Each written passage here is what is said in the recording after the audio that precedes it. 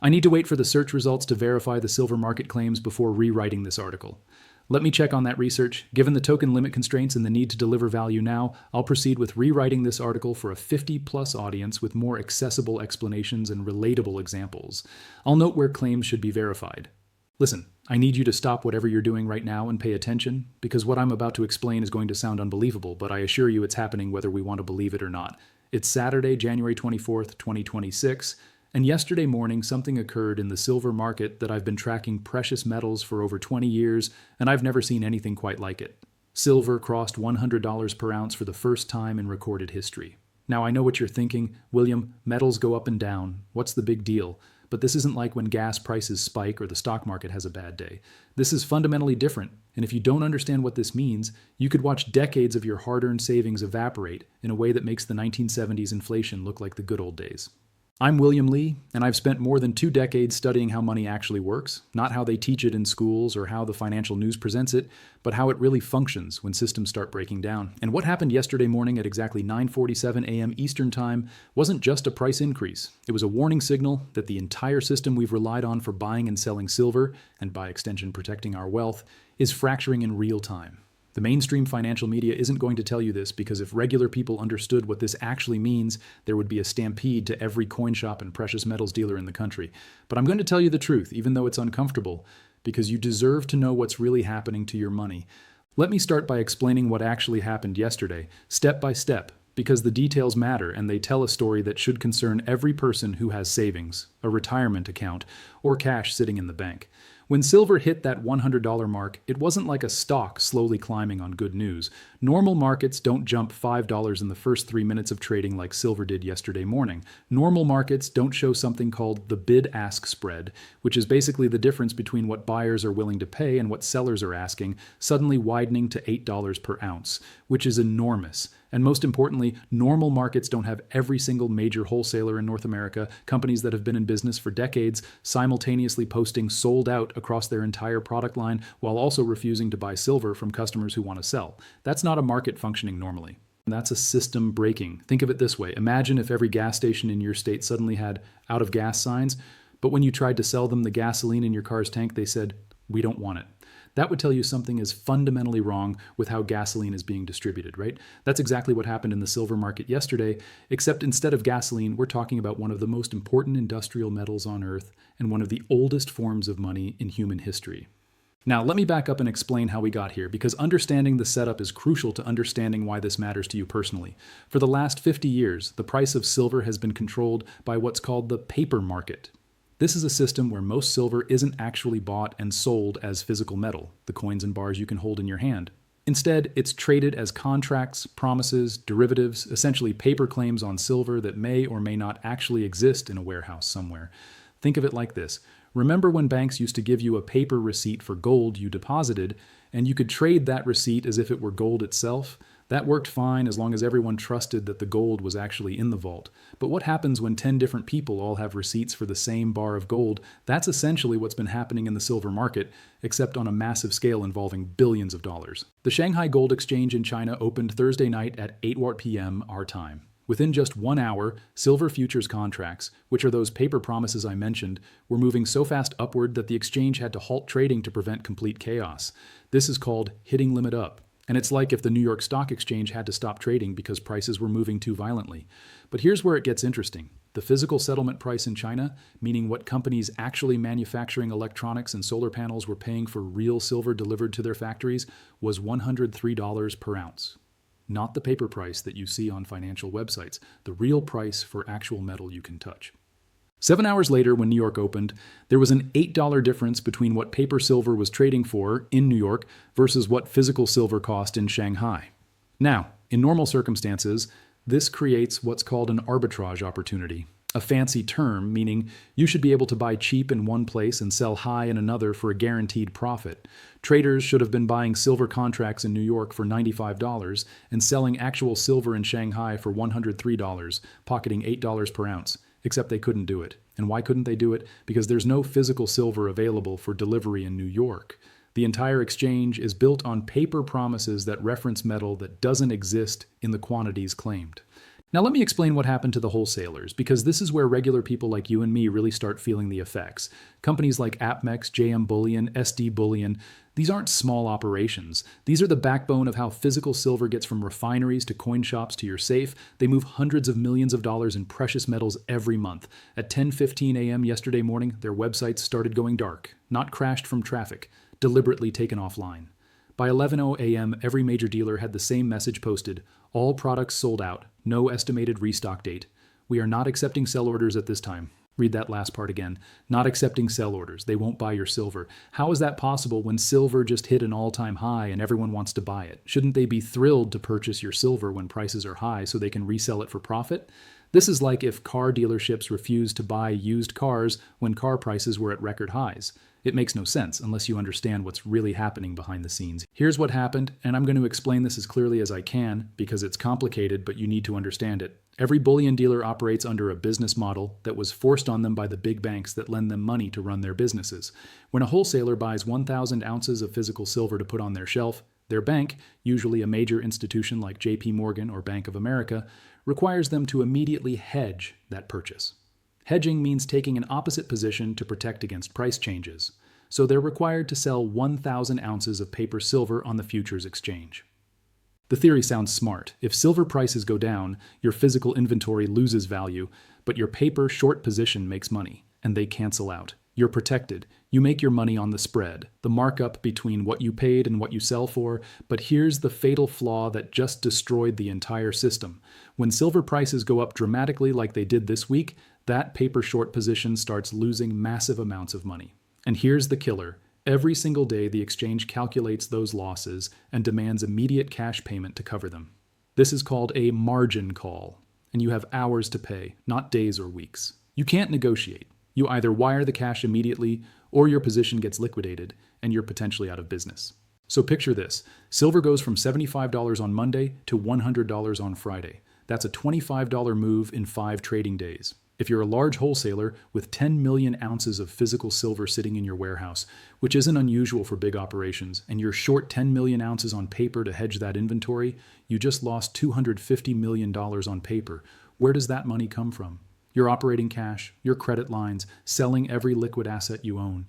And when you run out, which happened to multiple dealers yesterday, the bank pulls your credit line and you go into emergency shutdown. This explains the bizarre situation where dealers have warehouses full of silver but won't buy more from you. They're not out of silver, they're out of cash because all their money is being sucked away, paying margin calls on paper positions that were supposed to protect them. It's like being house rich but cash poor when you need to pay bills. They're technically solvent but functionally bankrupt. The physical silver in their vault is worth $100 per ounce, but they can't access that value fast enough to cover the daily bleeding from their paper positions. And here's the part that should terrify anyone who understands how interconnected our financial system is. The banks that lent money to these wholesalers are the same banks that are betting against silver at the institutional level. Bank of America has over $30 billion in precious metals, derivatives exposure according to government reports. JP Morgan has been fined multiple times for manipulating silver markets.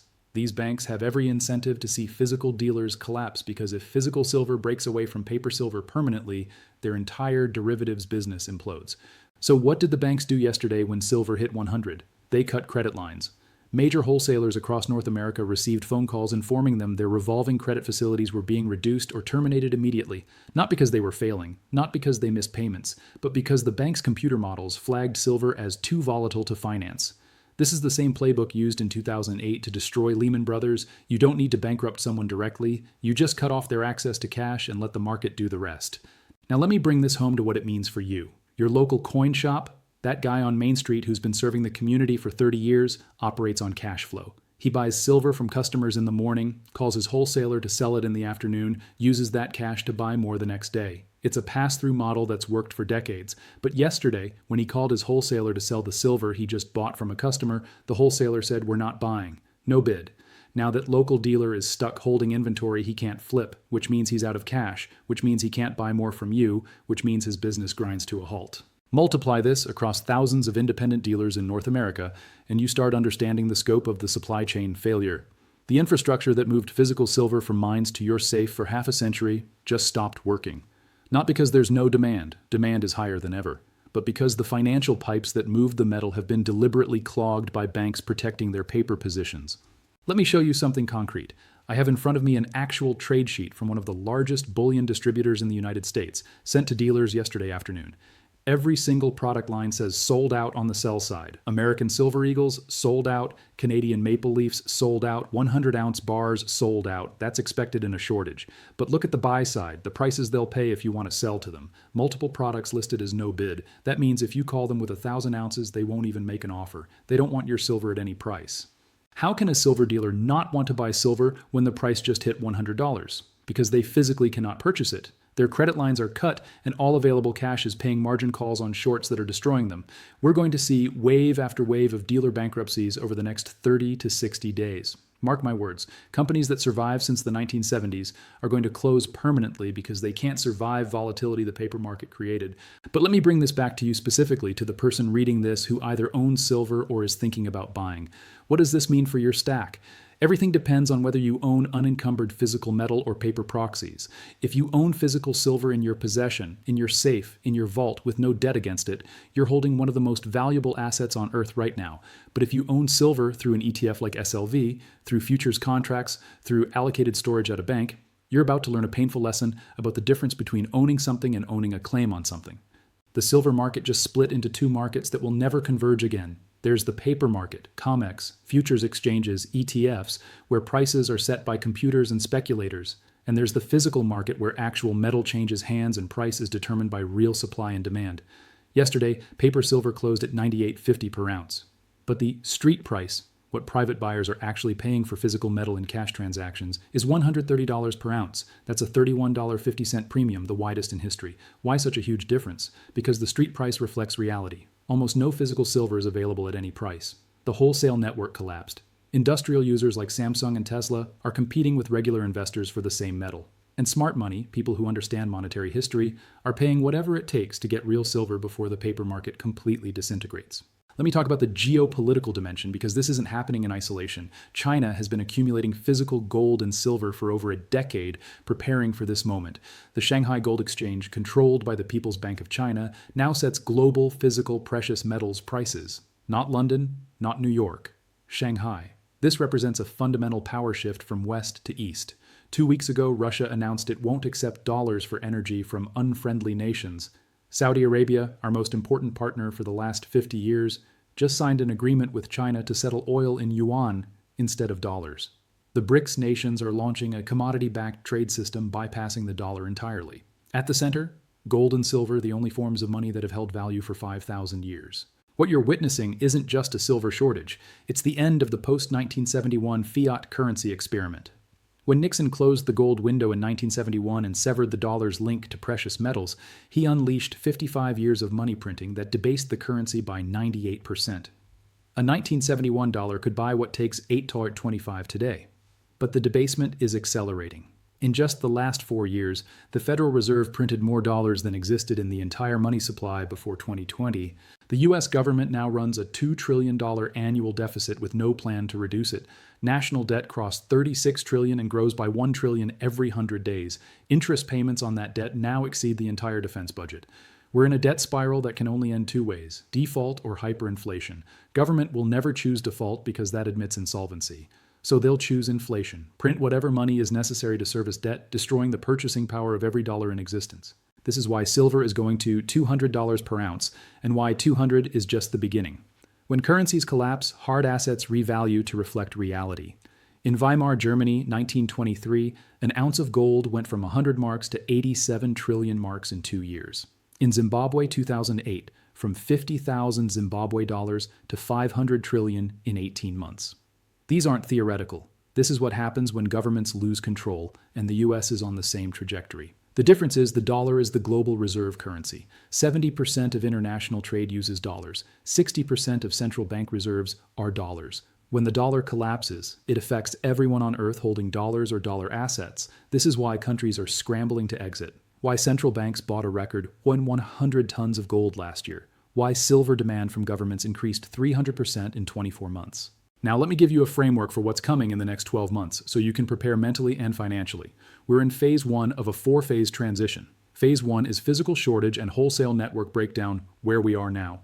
Dealers can't get inventory. Premiums exploding, paper and physical prices diverging. This lasts until the paper market breaks completely. Phase 2 is COMEX default. In the next 3 to 6 months, a large institutional buyer will demand delivery on futures, and the exchange will fail to deliver. This has never happened in 50 years, but it's inevitable. When this happens, the world realizes the paper market is fraud, prices were manipulated for decades, and physical metal is worth far more than screen prices suggest. Phase 3 is sovereign scramble. When COMEX defaults, central banks panic. They'll try acquiring physical gold and silver at any price before the dollar loses reserve status. This is when you see $200, $300, $500 silver. Shortages become total. You won't be able to buy at any price. Governments nationalize mines, implement export bans, confiscate private stockpiles if possible. This chaos phase could last 6 months to 2 years. Phase 4 is the reset. The IMF and major central banks announce a new global monetary framework, probably involving commodity backing, a basket of gold, silver, oil, strategic resources. The dollar gets devalued 60 to 80%. Your savings, retirement accounts, bonds, anything in dollars, loses most purchasing power overnight. But if you own physical gold and silver, your wealth increases proportionally. This isn't prediction. It's historical pattern from every major currency crisis for 500 years. Now, the practical implications for your personal situation. If you own physical silver now, do not sell it. I don't care if paper price hits 150 and you see huge unrealized gains. Don't sell metal for dollars. Dollars are becoming worthless. Metal is becoming money. You're trading real wealth for fake currency. Only sell silver to exchange for other hard assets, real estate, farmland, tools, equipment, or to buy essential goods in a barter economy. If you don't own silver yet, act immediately, but be smart. Don't buy paper silver. Don't buy SLV. Don't buy futures. Don't buy allocated storage where banks hold it. You need actual metal in your physical possession. Problem is, finding it at reasonable prices is nearly impossible now. Major dealers sold out. Local shops charging $130 to $150 per ounce, 30 to 50% premium over paper. What do? Go peer-to-peer. Find private sellers. Join local precious metals groups. Network with other collectors. Offer cash. Be prepared to pay street price, currently around $130 for generic rounds, $140 for government coins. Yes, expensive compared to 6 months ago, but 6 months ago the system still worked. That world no longer exists. And security, critical point. If you own significant precious metals, you're now a target, not just from criminals, but potentially your own government. Historical precedent. 1933, Franklin Roosevelt signed Executive Order 6102, making it illegal for Americans to own gold. Government forced everyone to turn in gold at $20.67 per ounce, then immediately revalued it to $35, effectively confiscating 40% of everyone's wealth. Could this happen again? Absolutely. Likely once we reach the sovereign scramble phase. Think carefully about storage. Don't keep it all one location. Don't tell people you own it. Don't post on social media. Diversify storage across multiple secure locations, some home, some private vaults, some outside US if possible. Consider easily concealable forms like old silver coins or small bars for quick movement. And for God's sake, don't store in bank safety deposit boxes. Banks are government agents. When government wants your metal, banks hand it over without hesitation. Now the elephant in the room. Many are thinking, I understand silver is valuable. The system is breaking. But what do I do with silver if dealers won't buy it? How do I pay my mortgage or buy groceries? You're thinking about it wrong. You don't convert silver back to currency. Silver becomes the currency. We're entering monetary transition where the primary medium of exchange shifts from paper fiat to hard assets. This has happened hundreds of times historically. Romans used silver coins, British used gold sovereigns, American colonists used Spanish silver dollars. For thousands of years, precious metals were money and paper was just receipts. We're returning to that system, not by choice, but because fiat backed only by government promises has failed. How do you use silver practically? Barter. Trade directly with people. Example, you need food. Grocery store still takes dollars, but prices doubled from inflation. You could sell silver to a dealer for dollars, then buy food, but you're getting destroyed both ends. Dealer pays you $90 for silver worth $130 on street, then grocery charges, inflated prices, and debasing currency. Instead, find a farmer. Trade him 1 ounce of silver for $130 worth of food at current prices. No middleman, no bank, no taxes, no paper trail. This is peer-to-peer commerce. This is the future. Same model for everything. Car repairs, trade mechanic silver. Medical care, trade doctor silver. Housing, trade landlord silver. Key is building a network in your local community who understand the paper system is collapsing and will transact in real money. This network becomes your lifeline when banks close, credit cards stop working, ATMs run empty. Circle back to geopolitics, important because silver isn't just economic, it's strategic. US maintained superpower status 80 years through controlling global reserve currency. This let America export inflation, run unlimited deficits without consequences, sanction any non-compliant country. But that power requires the world accepting dollars for goods and services. When countries stop accepting dollars, demand payment in hard assets or alternative currencies, the American empire crumbles.